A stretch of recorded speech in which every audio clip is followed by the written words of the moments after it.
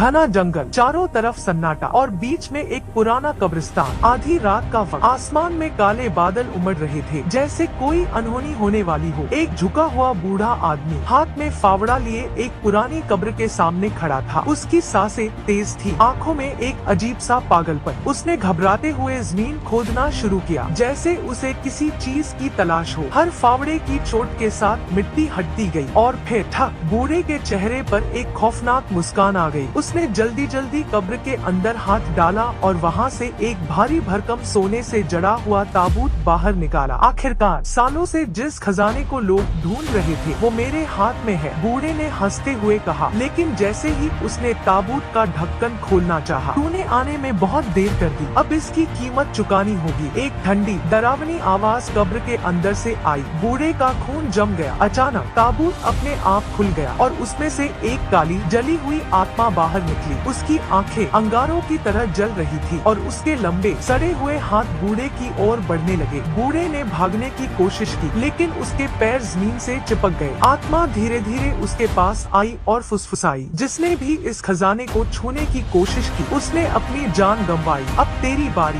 बूढ़े की आंखें फटी की फटी रह गई। उसने जोर से चीखने की कोशिश की, लेकिन कोई आवाज नहीं निकली। अगले ही पल आत्मा ने उसे ताबूत के अंदर खींच लिया। ताबूत का ढक्कन फिर से अपने आप बंद हो गया और कब्र वैसे ही हो गई जैसे कुछ हुआ ही नहीं।